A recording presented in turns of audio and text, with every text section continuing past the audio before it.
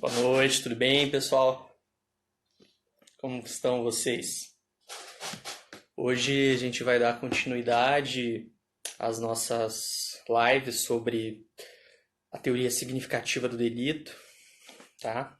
Chegando o pessoal aí.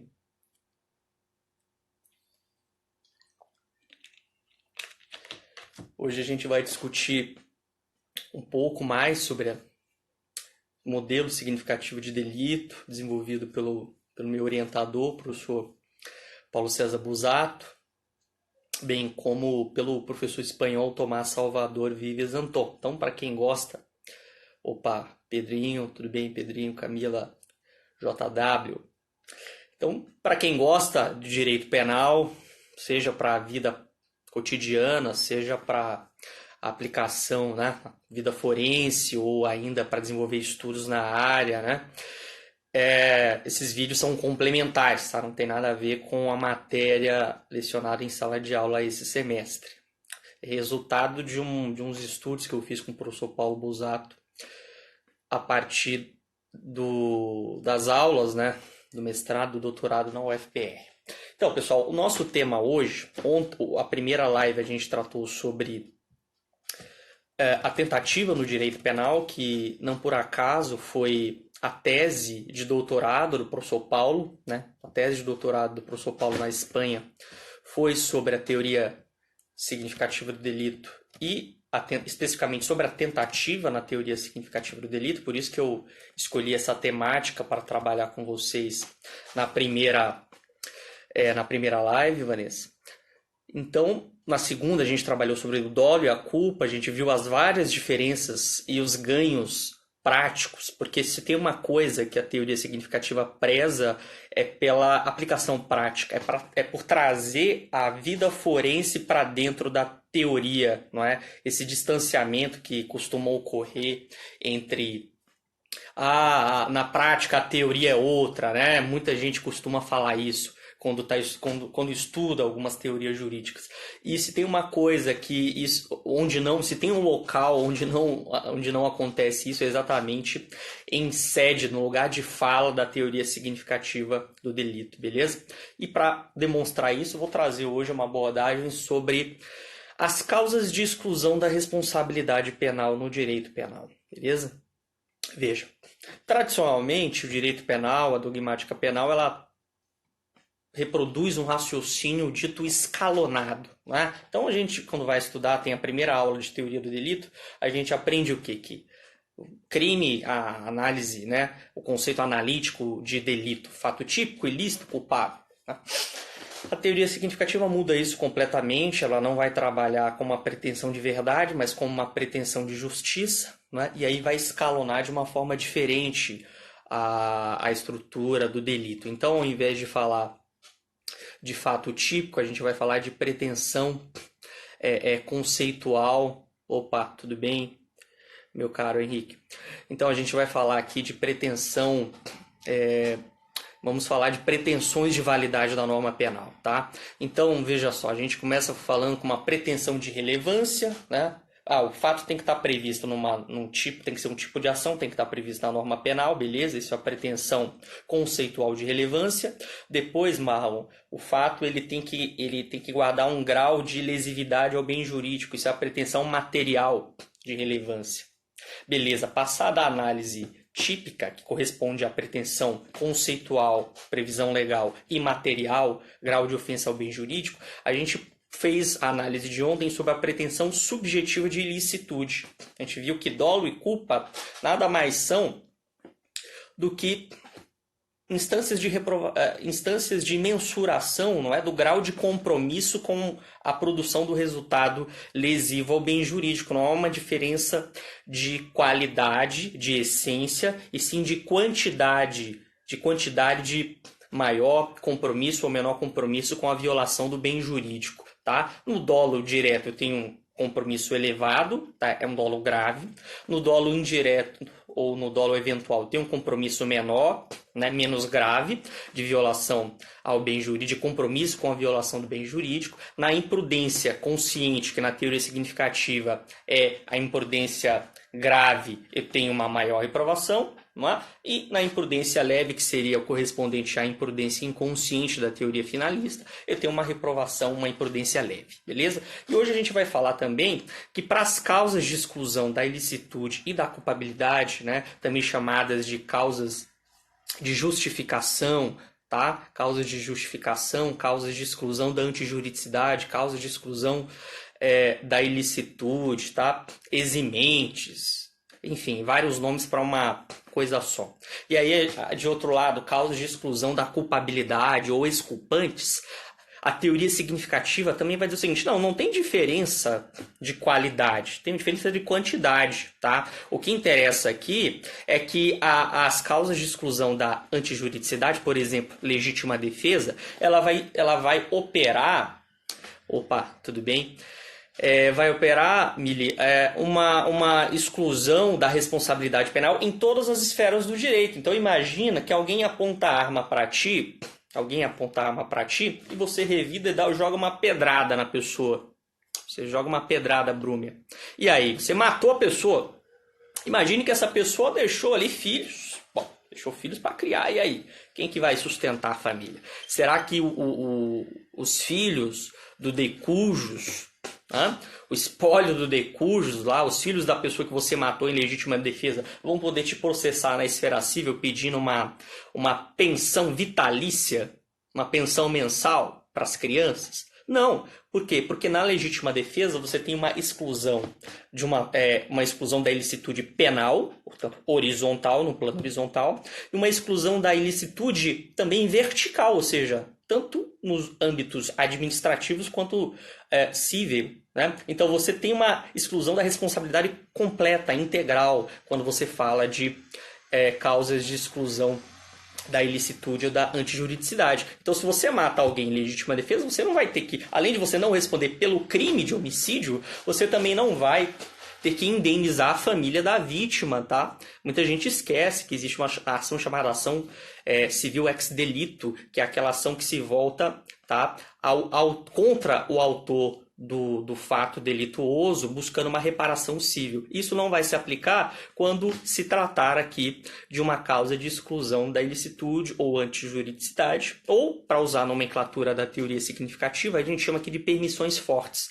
Por que permissões fortes? Exatamente porque traz essa ideia, não é, de exclusão de uma responsabilidade integral em todas as instâncias do direito, seja penal, administrativa ou civil. De outro lado, as causas de exclusão da culpabilidade, elas são consideradas aqui na teoria significativa uma permissão fraca. Por que uma permissão fraca, Hillary? Por que uma permissão fraca? O que é uma permissão fraca? Uma permissão fraca é aquela que pode ou não ter uma previsão legal. Então veja, a permissão forte ou causa de exclusão da antijuridicidade, ela sempre vai ter previsão legal, inclusive está ali no artigo 23 do Código Penal, eu falei já uma delas, né? Legítima defesa, estado de necessidade, estrito cumprimento do dever legal, exercício regular de direito, também estão previstas ali esparsamente pela legislação, por exemplo, o artigo 128 do Código Penal prevê ali uma causa de exclusão da antijuridicidade ou da ilicitude também, tá? Que é o caso do aborto necessário, quando a mulher ela corre risco de vida durante a gestação, ou aborto humanitário, quando a mulher sofre estupro, e aí tem direito ao aborto. Também está prevista, por exemplo, na Lei de Crimes Ambientais, no artigo 37, quando diz que não é crime abater o animal. Imagine você abater um animal em extinção para saciar a fome própria ou da família. Também seria uma permissão forte. Já as permissões fracas, como eu falava, que corresponderiam tanto às causas de exclusão da culpabilidade, quanto às causas legais e supralegais, porque veja só, a gente viu que as causas de exclusão da ilicitude elas têm que estar previstas em lei. É um rol taxativo, tá? Com hipóteses ali abstratas. Já as causas de exclusão da culpabilidade, já as permissões fracas, seriam aquelas que têm ou não previsão legal. Tá? Porque o legislador não consegue prever todas as situações em que a exclusão da responsabilidade pode se fazer presente. Então, veja que interessante. O exemplo de causa de exclusão da culpabilidade, causas legais de exclusão da culpabilidade, está ali no artigo 22 do Código Penal, quando fala do sujeito que sofre uma coação moral irresistível, né? O exemplo que o professor Paulo Busato dá no livro dele, de parte geral, é exatamente do gerente que chega em casa e recebe uma ligação, tá, de um sequestrador que exige, que sequestrou a sua família e exige um resgate, né? E nesse caso exige que ele, que é gerente do banco, entregue ali o dinheiro guardado no cofre do banco. E aí o gerente vai lá, né? Se apropria daquele dinheiro e entrega para os sequestradores. E aí, nesse caso, o gerente vai responder pelo furto, por exemplo, subtrai, né? Será que ele vai responder pelo furto do dinheiro do que ele pegou lá, que ele subtraiu do cofre do banco, né? Não, claro que não. Por que não? Porque aí, nesse caso, a gente vai ter uma coação moral irresistível, uma causa de exclusão da culpabilidade, tá? Agora, imagine, meus amigos, coronavírus. Imagine que chegam 2 pessoas, 5 pessoas no hospital. Roma. Chegam 5 pessoas no hospital e só tem 1 ou 2 leitos de UTI, tá? Chegam 5 pessoas, tem 2 leitos de UTI. E aí o médico tem que escolher quem que ele vai salvar, quem que ele vai deixar morrer. E aí? Não seria uma espécie de omissão de socorro o fato de um médico deixar de atender 3 pessoas para salvar apenas 2? Tá, mas no caso concreto só tem 2 leitos de UTI e tem 5 pessoas em estado grave, grande Nicolas. 5 pessoas em estado grave para 2 leitos de UTI, né? E aí, quem que você atende dos 5? O médico vai ter que fazer uma escolha, né? Conforme ali, por exemplo, a idade, o estágio avançado, quem tem maiores probabilidades de ser salvo, né, de sobreviver. Então chega lá uma pessoa que já está na última, né, que está numa idade muito avançada, e chega lá um piazinho lá de 15 anos que tem uma maior expectativa para quem o médico vai internar na UTI, a pessoa que já está no estado praticamente irreversível ou uma outra pessoa que tem maior probabilidade de sobreviver. A família do idoso que não foi atendida pelo médico, pode eventualmente pleitear uma responsabilização criminal desse médico que não atendeu, que não prestou socorro. Bom, não temos uma resposta legal para isso no Código Penal, porque isso não é uma coação moral irresistível, não tem nada a ver, não tem uma pessoa intimidando o médico para que ele atenda uma pessoa e deixe de atender a outra, tá? Nem uma obediência à ordem hierárquica não manifestamente ilegal. Tá? O que nós temos aqui é uma situação supralegal. O que é uma situação supralegal? Supra, que está além da lei, não está previsto na lei. E a teoria significativa traduz isso como uma permissão fraca, tá? Que seria, no caso, o chamado conflito de deveres. Conflito de deveres é exatamente esse exemplo em que o médico se depara com a necessidade de salvar várias vidas, mas ele não tem essa possibilidade, ele está sozinho, ele não tem equipamento necessário, não tem leito de UTI, e ele tem que escolher quem vive e quem morre. Se o promotor de justiça denunciar esse médico pelo homicídio de alguém que não recebeu o devido tratamento, Grande Nunes, o que vai acontecer? Ele vai poder alegar ali uma causa supralegal de exclusão da culpabilidade, que é exatamente o conflito de deveres. Da mesma forma, poderia alegar o médico que não quer realizar o aborto de uma mulher que foi vítima de estupro. Imagine que a mulher, depois de ter sido abusada sexualmente, ela descobre que está grávida, tá? E aí o que acontece? Ela faz ali um boletim de ocorrência, vai até o posto de saúde, basta fazer o boletim de ocorrência, tá? Não precisa de ordem judicial. E ela vai lá, chega lá no médico, no hospital, e o que acontece? O médico, não, eu sou evangélico, para mim a vida começa com a concepção, portanto, eu não vou realizar aborto em você, coisa nenhuma. Bom, peraí, eu tenho direito, está previsto lá no 128 do Código Penal, o meu direito a praticar o aborto no caso de estupro. E aí? O médico se recusa a realizar o aborto humanitário? Será que o promotor de justiça poderia denunciar esse médico que se recusou a realizar o aborto legal, tá? O aborto legal à mulher vítima de estupro, ele seria responsabilizado criminalmente, esse médico? Bom, não há nenhuma norma permissiva explícita no Código Penal nesse sentido, mas a doutrina costuma chamar isso, como eu já disse, né, de causa supralegal de exclusão da culpabilidade. Então o médico nesse caso poderia alegar uma escusa de consciência, tá? O que é uma escusa de consciência? É exatamente essa situação que você tem um dever moral interno que se contrapõe a um dever legal, né? Um dever moral versus dever legal. Exemplo, esse caso aí do médico religioso que não pretende realizar o aborto. Ou a gente poderia falar daquele clássico exemplo do pai que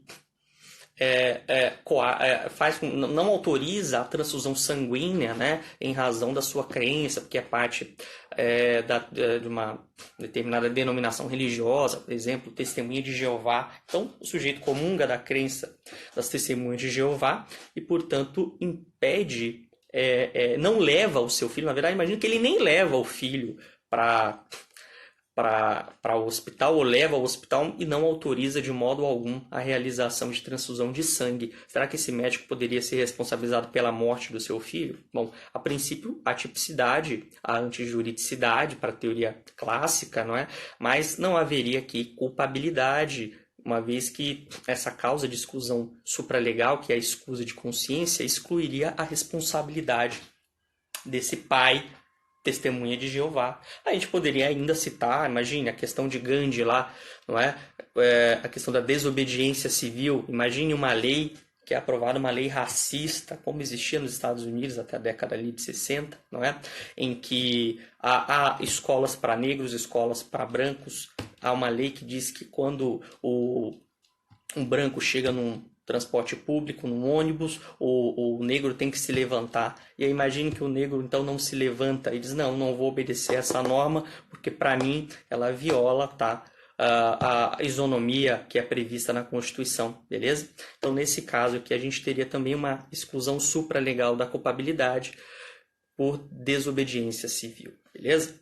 E aí, pessoal, qual é a diferença então da teoria clássica, que eu estou chamando aqui de teoria finalista, que faz essa divisão? Primeiro eu analiso se tem alguma norma permissiva no âmbito da antijuridicidade, como eu já falei, legítima defesa, estado de necessidade. Depois é que eu analiso no âmbito da culpabilidade se existe uma norma permissiva lá, que geralmente é a inexigibilidade de conduta diversa, né? Todos esses exemplos que eu dei do médico que não quer fazer o aborto da mulher vítima de estupro, do pai Testemunha de Jeová, tá? Do conflito de deveres, da desobediência civil, isso é tratado só lá num terceiro momento, no âmbito da culpabilidade. E o que pretende a teoria significativa? Unificar todas as causas de exclusão da responsabilidade penal. Porque, no fundo, é isso o que interessa. O que se está expressando, tá?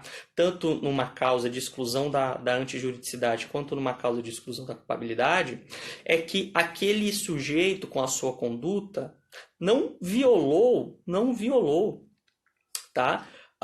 O grau de normatividade exigido, tá? E se a evitação não é pretendida pelo ordenamento jurídico, não se pode afirmar a antinormatividade, tá? Se chega à conclusão que num conflito de deveres o médico não conseguia salvar, tá, todos os pacientes porque não tinha leito de UTI para todo mundo, como é que você vai afirmar a antinormatividade, a antijuridicidade da sua conduta? Não dá para dizer que ele está violando o ordenamento jurídico se, no final das contas, ele vai ser exculpado, né? Ele não vai ser responsabilizado. Então, a teoria significativa, ela unifica todas as causas de exclusão da responsabilidade, seja a antijuridicidade, seja de culpabilidade, e chama isso de permissão, tá? Por quê? O que é uma permissão?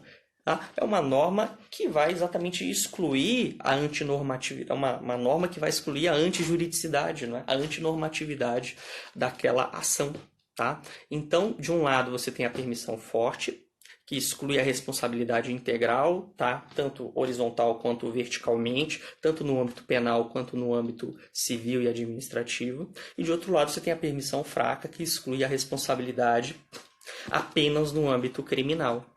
Apenas no âmbito criminal, tá?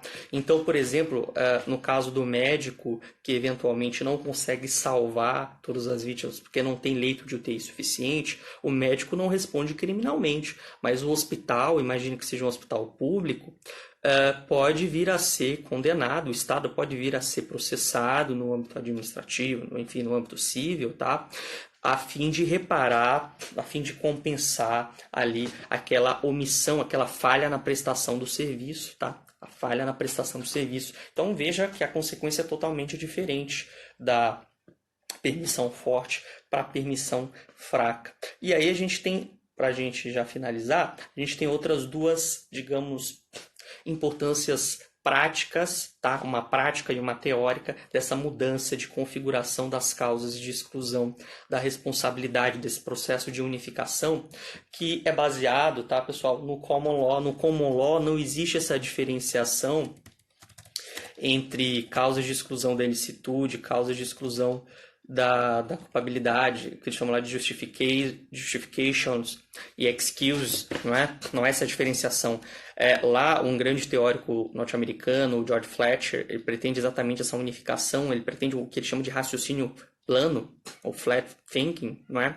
Versus esse raciocínio escalonado que a gente atualmente adota, via de regra, no civil law, não é? Em que primeiro eu analiso se há aqui uma causa de exclusão da antijuridicidade, depois é que eu analiso se há uma causa de exclusão da culpabilidade. Não, no raciocínio plano, de que se vale a teoria significativa do delito, eu tenho uma análise planificada. Peraí, tudo, eu quero saber se essa norma, ela de alguma forma torna permissível, tá? Garante o direito de atuar ou garante o direito de que seja tolerada aquela conduta. O direito, se há um direito de atuar, por exemplo, legítima defesa, você tem uma permissão forte. Se há um mero direito de tolerar aquela conduta, você tem uma permissão fraca, tá? Então, o primeiro ganho é exatamente nesse raciocínio plano, que permite analisar todas as causas de exclusão da responsabilidade numa só assentada, tá? O segundo ganho de nível dogmático envolve, pessoal, uma questão muito elementar. Veja, a culpabilidade é um espaço de análise do sujeito concreto, não de um sujeito abstrato. Na culpabilidade, eu não posso analisar, não posso me valer da ideia do homem médio. Você já deve ter ouvido falar, vamos considerar aqui se o sujeito podia agir de outro modo, considerando outra pessoa no lugar dele. Um homem médio, um homem prudente, uma pessoa cautelosa.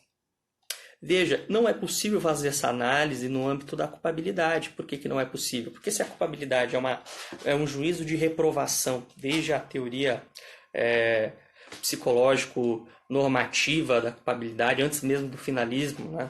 Frank, Graf Tsudona já dizia isso, né? É um juízo de reprovação sobre o agente. Se é um juízo de reprovação pessoal, não pode ser de um sujeito abstrato, e sim de um sujeito concreto. Então não faz sentido, na teoria significativa, não faz sentido analisar causas de exclusão da culpabilidade dentro enquanto causa de exclusão da culpabilidade, no âmbito da culpabilidade, uma hipótese que, na verdade, vai levar a uma comparação da conduta daquela pessoa em relação a um outro sujeito abstrato, tá? Então, se eu vou comparar essa situação em que...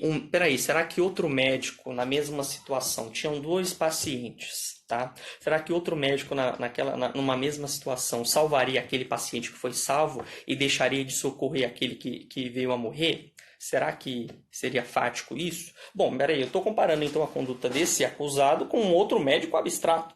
Isso não é culpabilidade. Por isso que se dá essa antecipação da análise de todas as causas de exclusão da responsabilidade no âmbito das permissões, no âmbito da própria antijuridicidade. Então esse é o primeiro ganho. A inexigibilidade de conduta diversa é uma análise da conduta do sujeito comparativa a outro sujeito abstrato, tá? Como que é? Não é impossível demonstrar empiricamente que um outro médico na mesma situação atuaria do mesmo jeito, tá? É impossível de fazer essa análise. Será que isso efetivamente aconteceria, empiricamente é indemonstrável, tá? Analisando um sujeito concreto. Mas tudo bem, a gente pode fazer essa análise do homem médio, do sujeito prudente, mas no âmbito da antijuridicidade, porque a antijuridicidade só vai analisar a razoabilidade da conduta, beleza? E aí, para fechar, um ganho grande, Flávio, um ganho da teoria significativa do delito, com esse raciocínio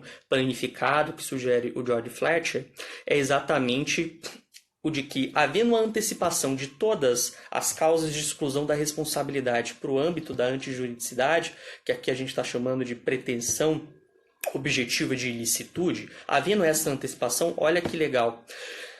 O inimputável, né, que é aquele que não consegue compreender, não tem capacidade, não é, de compreender a ilicitude, seja por uma questão biológica, seja por uma questão etária, né, ou porque ele tem menos de 18 anos, ou porque ele tem alguma falha orgânica, por exemplo, tá? Ele ainda assim poderia vir a ser submetido a uma medida de segurança, se entende que ele é inimputável. Se você antecipa todas as causas de exclusão da responsabilidade para o âmbito da antijuridicidade, ou, mais uma vez, pretensão objetiva de ilicitude, eu posso fazer uma análise anterior da inexigibilidade de conduta adversa daquele inimputável e, portanto, já excluir, antes da análise da culpabilidade, tá? Se há ali a incidência de alguma norma permissiva. Então, mesmo ao inimputável, uma pessoa, ou mesmo uma criança, tá? Que pode vir, um adolescente, né? Entre 12 e 21 anos, né? Ele pode vir a ser submetido a uma medida socioeducativa, né? Que de educativa não tem muita coisa, por um ato infracional análogo a crime.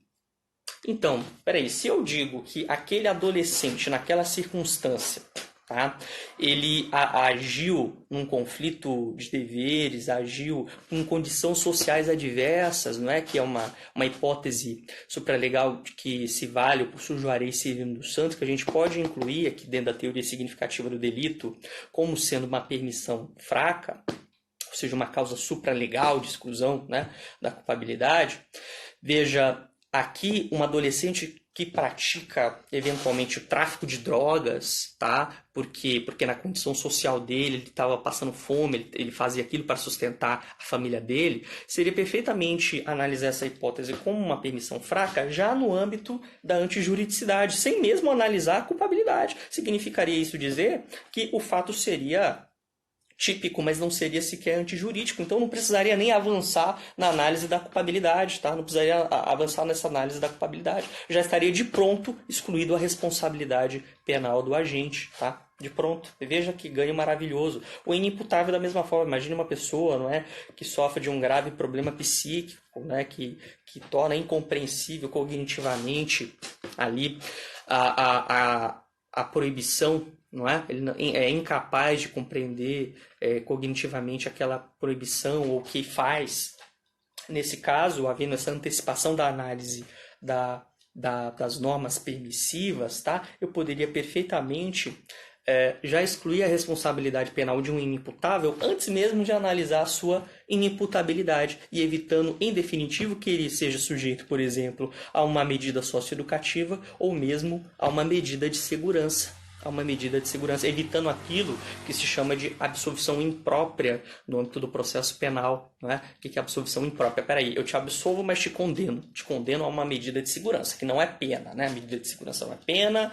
Na verdade, é interessante, o Zaffaroni, na obra dele, de parte geral, fala que há nessa diferenciação entre sujeitos racionais e irracionais, a gente tem um pezinho em Hegel, né? Na ideia de homem infinitamente racional, de estágios, não é? Da infinitude, da finitude humana. Então, aqueles homens que estão no estágio irracional, né? O estágio não ideal, eles não seriam capazes, portanto, de serem responsabilizados por seus atos, deveriam cumprir uma medida de segurança por tempo indeterminado. Ao passo que aqueles homens, né, que são iguais a mim, que seriam racionais, não é? Aqueles homens que são capazes de compreender, que estão imbuídos do espírito absoluto, tá? Romântico, né? De racionalidade, esses então são classificados como capazes de serem responsabilizados conforme o livre-arbítrio. Então a eles se aplicaria uma pena.